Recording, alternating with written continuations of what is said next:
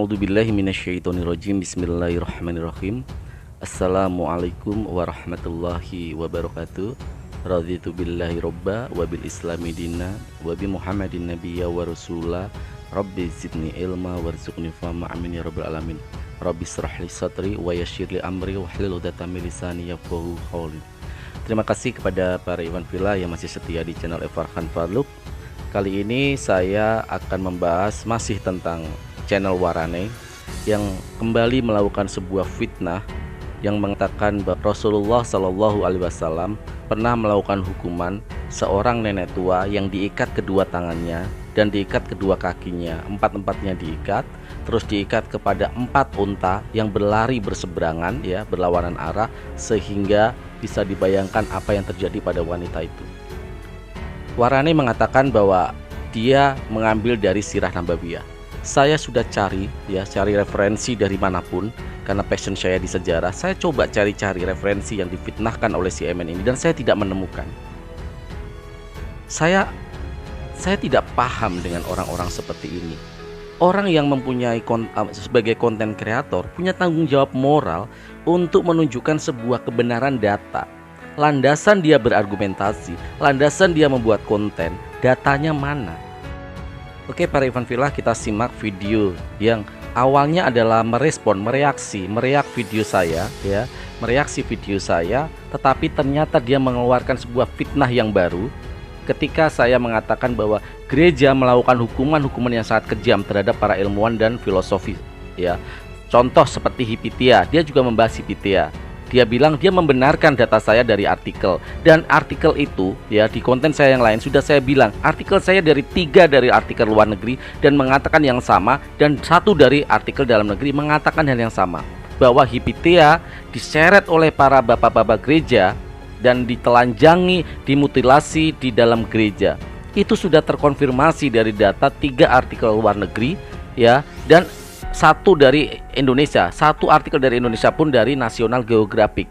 Bagi para Iwan Villa yang belum menonton, silakan hukuman gereja yang kejam, masalah hukuman gereja yang kejam itu di konten saya yang lain. Oke, para Iwan Villa, kita saksikan video Emen ketika memfitnah Rasulullah dengan mengatakan menghukum seorang wanita tua diikat kedua tangannya, kedua kakinya dengan 4 unta yang berlari berlawanan arah. Mari kita saksikan. Orang ahli matematika wanita itu, saya nggak tahu juga siapa namanya tadi, Imatea atau siapa tadi, saya sempat catat di sini, ya. Sebentar teman-teman, saya buka catatan saya, ya. Tadi dia ada sempat menyebutkan itu, ya.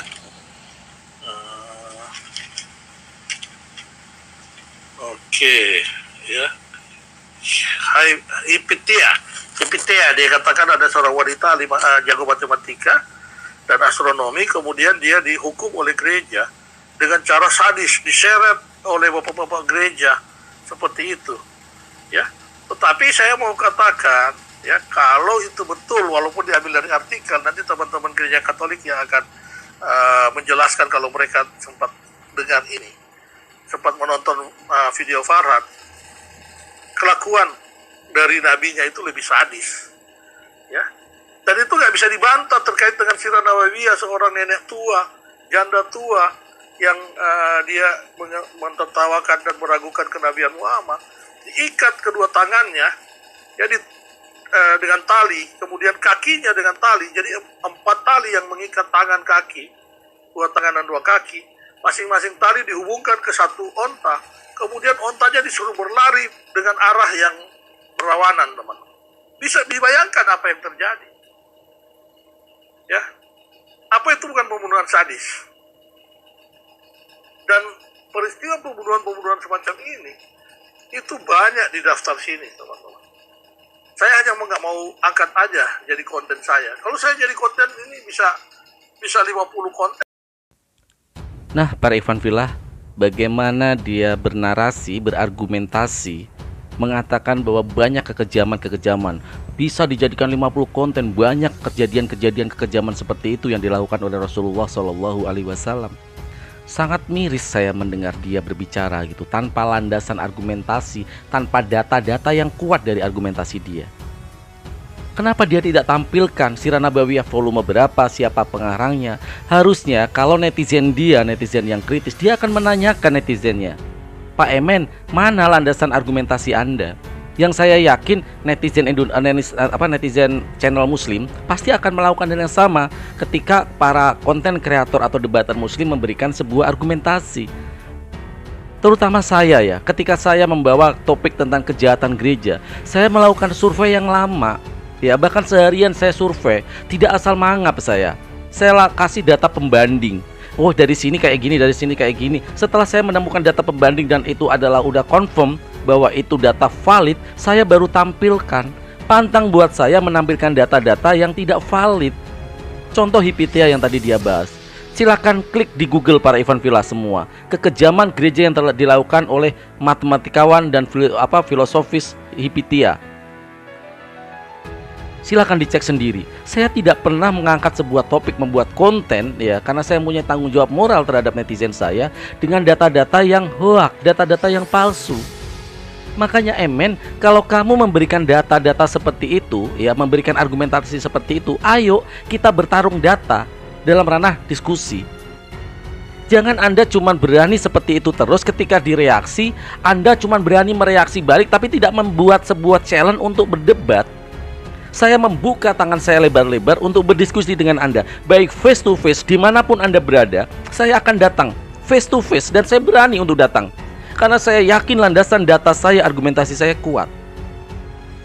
Saya tantang sekali lagi Anda, kalau Anda tidak mau debat di channel saya, silakan pilih channel yang mana.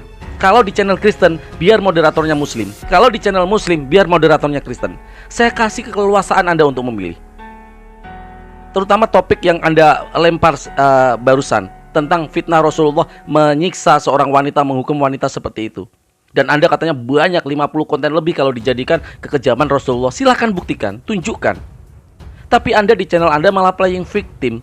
Anda mengatakan bahwa apa yang saya lakukan yaitu ketika mengajak Anda debat, katanya saya yang menantang. Bukannya Anda sendiri minggu kemarin itu menawarkan saya nanti gantian yang akan datang ke channel kamu, Farhan. Tetapi kenapa kamu playing victim? Kenapa kamu bersikap bohong seperti itu? Para Ivan Villa yang belum menyaksikan debat saya dengan Emen, silakan, itu judulnya masuk ke channel Emen ya. Dia sendiri yang mengajak dan dia sendiri yang menawarkan ketika saya memenuhi undangan saya hadir di channel dia mau datang ke channel saya untuk berdiskusi. Alasan dia katanya apa? Alasan dia katanya Farhan tidak menjawab di channel saya. Saya sudah menjawab. Semua penonton waktu itu yang nonton ribuan dan menyaksikan saya menjawab. Masalah Anda terima atau tidak jawaban saya itu bersifat subjektif. Kebenaran macam apapun yang saya tampilkan, argumentasikan, data yang saya berikan, Anda nggak akan menerima. Itulah debat lintas agama. Ada militansi agama di sana. Ada namanya fanatisme agama di sana untuk mempertahankan iman Anda. Nggak apa-apa, itu nggak masalah. Dibolehkan dalam ranah diskusi akademis lintas agama. Tetapi yang tidak boleh ketika Anda ditanya, Anda tidak menjawab. Itu yang tidak boleh. Masalah jawaban kamu diterima atau tidak, jawaban saya diterima atau tidak, itu adalah lain soal. Ada netizen yang akan menentukan mana yang berani menjawab dan mana yang tidak. Jadi jangan seperti anak perempuan yang merengek-rengek gitu loh. Dan hanya bergosip ke sana kemari ya, mengcounter mereaksi semua konten saya direaksi. Ketika Anda mereaksi tentang sains, mengatakan bahwa Farhan mencocokmologi, Farhan bohong tentang Al-Qur'annya, Al-Qur'an itu bohong. Saya challenge, saya suka ketika Anda mereaksi konten yang passion saya yaitu tentang sains dan Al-Qur'an. Saya sempat nonton sebentar, saya kecewa berat dengan kualitas Anda. Saya pikir ketika Anda mereaksi adalah mengkomparasi nantinya dengan Bible Anda. Saya berpikiran, oh bagus nih saya direaksi nih, berarti ada komparasi nanti dari Bible. Tetapi apa yang terjadi ketika Anda mereaksi konten saya tentang sains dan Al-Quran, tentang kecepatan cahaya ada di Al-Quran di surat Al-Zalzalah, Anda malah hanya bergosip, Anda hanya menyalah-nyalahkan, Anda hanya memframing, tetapi Anda tidak punya landasan argumentasi dari Bible Anda sendiri, kitab suci Anda sendiri sebagai komparasi bahwa di Al-Quran ini salah loh, ini loh yang benar di Bible, seperti ini loh kecepatan cahaya menurut sains dalam Bible. Tetapi itu tidak Anda lakukan. Di mana letak kecerdasan Anda? Itu yang sangat saya sayangkan gitu loh. Jadi kalau kamu Emen, jadilah seorang konten kreator yang punya moralitas, bertanggung jawab terhadap netizennya. Tetapi kamu kemarin malah meledek saya dengan parameter Farhan mah hoax semua, tuh buktinya penontonnya sedikit. Kalau parameter kualitas dari konten itu adalah penonton yang banyak, saya sudah kasih analogi, saya sudah kasih parameter. Kalau penonton parameternya adalah seperti itu, banyak konten-konten yang mengumbar aurat, banyak konten-konten yang cuma modal gosip, modal fitnah, penontonnya banyak. Apakah itu menunjukkan penonton banyak itu adalah sebuah tontonan berkualitas? Apakah sebuah tontonan yang ditonton banyak, konten yang ditonton banyak itu menunjukkan bahwa itu bermoral? Kan tidak seperti itu parameternya. Ya, para Iwan Filah, itu yang saya sangat sayangkan. Ketika saya ingin berdiskusi dengan cerdas, ayo kita tampilkan data-data kita. Kita tampilkan landasan pondasi dari argumentasi kita dari mana? Tentu dari Al-Quranul Karim, ditambah dengan sumber-sumber eksternal, yaitu dari artikel-artikel. Mari kita simak dulu para Iwan Filah sebelum saya tanggapi lagi tentang MN ini. Postingan MN di komunitas yang saya pikir inilah kecacatan logika dia berpikir. Kecacatan dia bagaimana menarasikan sebuah opini atau perspektif dari kacamata yang saya pikir nggak tahu saya ini perspektif macam apa gitu loh. Azan dikatakan bahwa emang azan membuat orang mati. Kami Muslim tidak pernah mengatakan kok bahwa meninggalnya domba kecil karena mendengar suara azan. Tidak, bukan seperti itu. Tetapi azan itu menunjukkan bagaimana ada kebenaran di sana. Allah Subhanahu wa taala menunjukkan kebenarannya ada suara azan di saat ketika menjelang domba kecil meninggal. Bukan azannya yang membuat jadi ini cacat logika nih orang ini. Oke, kita simak dulu tayangan ininya dulu. Iwan Filah tayangan postingan komunitas di channelnya CMN. Di tayangan komunitasnya, di postingannya, dia mengatakan bahwa Muslim berejakulasi dini. Mereka suka hal yang misteri katanya, seperti itu.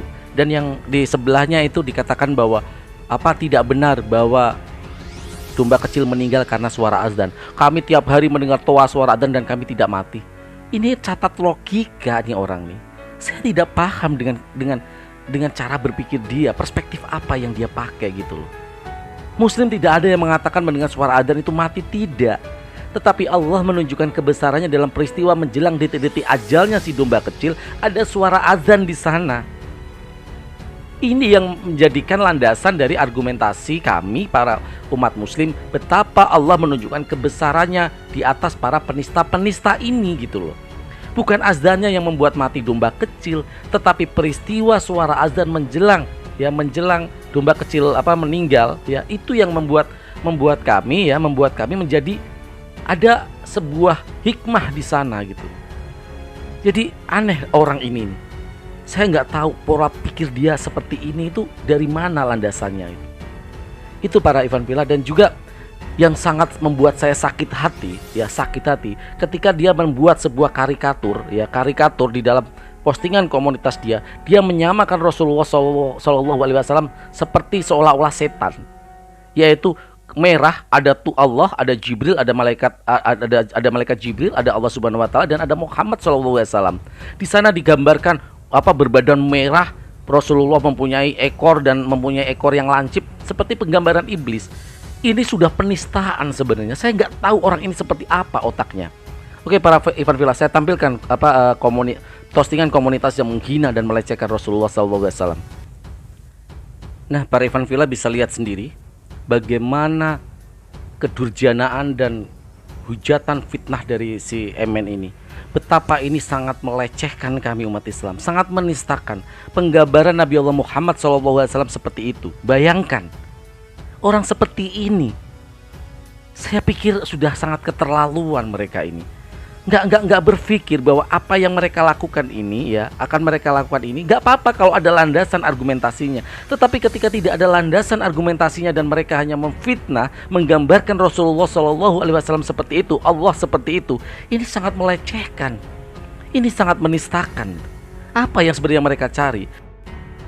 Jujur kadang kami para debater ini ketika ada hujatan-hujatan, fitnahan subhat seperti ini, kami merasa bahwa sedih dan merasa apa sih sebenarnya yang mereka inginkan gitu. Apa sih sebenarnya yang tujuan mereka tuh apa gitu.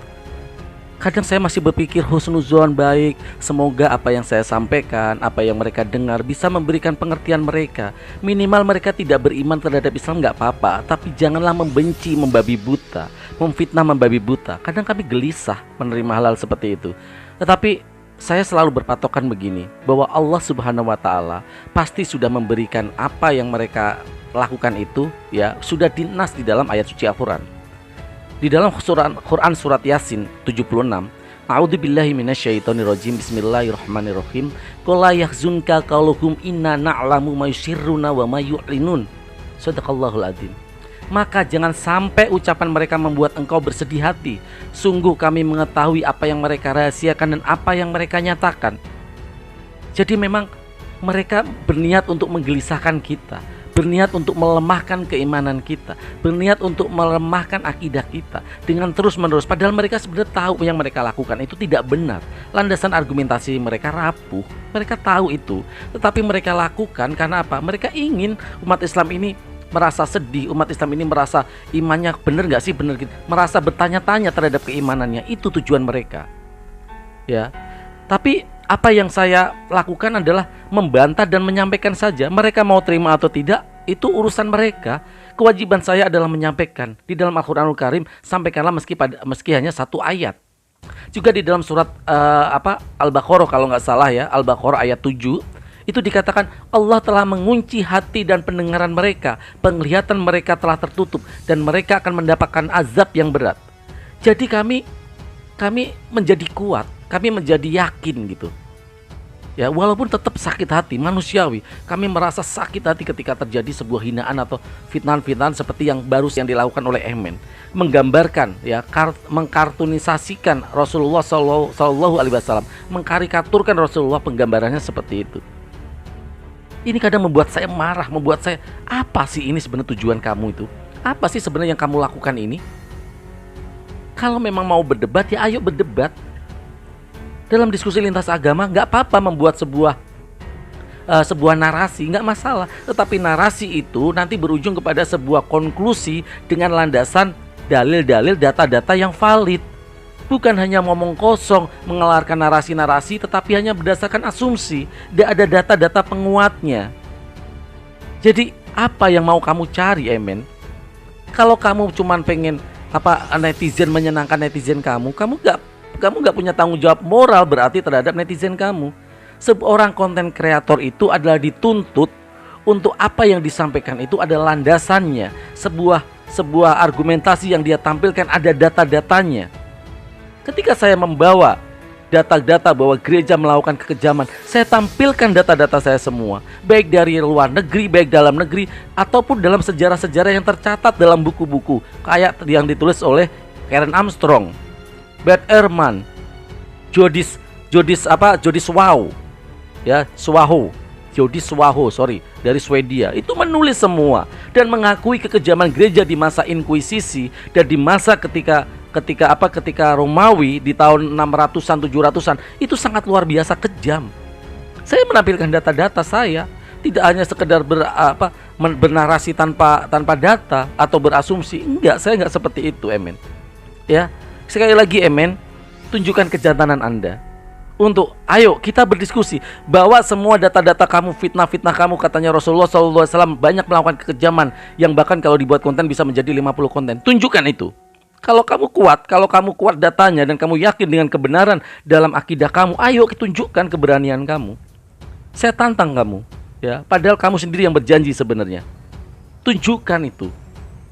Punya tanggung jawab moral terhadap netizen kamu yang kamu pernah berjanji untuk datang ke channel saya. Gantian karena saya datang ke channel kamu, tapi kamu nggak lakukan. Kalau kamu masih berkeberatan, ngapain debat di kayak gitu, nggak ada gunanya. Ayo kita debat face to face. Bikin undangan resmi kepada saya. Saya menantang Farhan debat face to face di tempat ini, di daerah ini, di gedung ini. Saya akan datang. Walaupun nanti biaya ongkosnya saya cari dari manapun, saya pasti datang, Emen. Saya tidak akan pernah takut. Di daerah Anda pun saya akan layanin Anda. Bikin undangan resmi, bikin tantangan resmi. Farhan, kamu saya undang untuk debat secara face to face di tempat saya, di gedung ini, saya akan datang. Walaupun itu mayoritas Kristen, saya nggak akan pernah takut. Saya insya Allah akan datang. Tunjukkan itu. Karena saya yakin landasan argumentasi saya, landasan apa yang saya perjuangkan, landasan apa yang saya kabarkan, landasan apa yang saya imani, Islam adalah agama kebenaran, agama yang diridhoi oleh Allah Subhanahu wa taala. Saya yakin itu, dan saya akan datang ke tempat Anda. Ya. Jangan cuma bernarasi-narasi kosong, konyol, kosong, asumsi saja seperti itu. Anak kecil pun bisa malu dengan tubuh Anda yang 120 kilo sebesar gorila itu. Apa Anda nggak malu? Badan besar tapi nyali dan kapasitas isi kepala Anda sedikit. Mohon maaf Pak Irfan Pilah, saya agak tersulut ya. Saya selalu begini, selalu kalau menanggapi hal-hal yang menyangkut tentang fitnah-fitnah tanpa data itu selalu saya ini saya selalu ya, adrenalin saya selalu naik seperti ini. Saya mohon maaf jika ada kata-kata yang saya ucapkan lepas kontrol. Saya mohon maaf sekali lagi Pak Irfan Pilah ya. Itu tidak menggambarkan Islam. Saya tahu itu tidak menggambarkan Islam yang baik. Tetapi minimal yang saya lakukan adalah apa yang ada di dalam hati saya. Semoga Allah bisa mengampuni apa yang saya lakukan, Pak Irfan Pilah. Mungkin itu saja Pak Irfan Pilah untuk konten kali ini. Semoga ya, dan pasti Emen pasti akan menonton tayangan ini ya. Dan saya berharap dia menunjukkan sebuah kejantanan dia. Dan saya berharap kalau memang dia mewakili agama dia untuk mempertahankan keimanan dia, ayo kita berdiskusi dengan baik. Kalau kamu gak jadi datang ke tempat channel saya pun gak masalah, saya maklumi. Atur waktu di tempat mana saja, di channel kamu lagi pun gak masalah. Asal satu syarat saya, jangan kayak kemarin, ada moderator dan ada timer. Silakan di channel kamu lagi ya. Bahkan kamu bisa memilih siapa timernya, moderator dari Islam, timernya dari Kristen, gak apa-apa. Kita uji secara adil kapasitas kita mempertahankan akidah masing-masing dengan data-data yang kita punyai ya. Jadi jangan beralasan lagi lah, Amen ya. Kamu terlalu tua untuk seperti kanak-kanak gitu. Badan kamu terlalu gede untuk nyali yang sebesar biji kapas itu ya.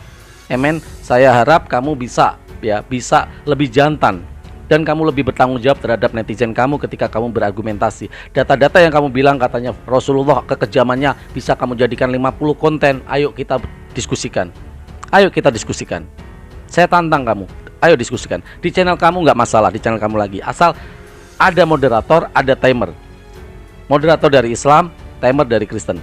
Di channel kamu lagi nggak masalah. Kalau kamu mengatakan bahwa Farhan ngajak saya karena kontennya banyak yang nonton, kalau bahas saya nggak akan secara langsung, nggak apa-apa. Saya nggak akan live dan nggak akan buat konten debat itu. Biarlah semua penonton saya nonton di channel kamu, nggak masalah. Saya ingin mempertahankan keimanan saya. Saya ingin mempertahankan bagaimana membantah fitnah-fitnah kamu tentang Rasulullah SAW. Amin ya. Itu saja mungkin Pak Irfan Pilah. Terima kasih masih setia di channel Irfan Farouk. Dan saya mohon maaf jika ada kata-kata yang lost control atau agak emosi. Saya mohon maaf sebesar-besarnya membuat kata-kata yang tidak nyaman ya. Itu semua kesalahan saya yang dhaif ilmu ini, yang fakir ilmu ini, mohon dimaafkan ya. Tapi jika ada yang bermanfaat, itu semua bukan berasal dari saya, tapi dari Allah Subhanahu wa taala azza wa jalla ya. Oke, terima kasih Pak Irfan Pilah. Saya akhiri dulu konten kali ini. Terima kasih sekali lagi saya ucapkan kepada kalian. A'udzubillahi minasyaitonirrajim. Bismillahirrahmanirrahim. Wal asri innal insana lafi khusrin illa alladziina amanu wa amilus solihati wa tawassaw bil haqqi wa tawassaw bis sabr. Raditu billahi robba wa bil islami dina wa bi Muhammadin nabiyya wa rasula. Rabbi zidni ilma warzuqni fahma, amin ya rabbal alamin, wa bil taufiq wal hidayah. Wassalamualaikum warahmatullahi wabarakatuh.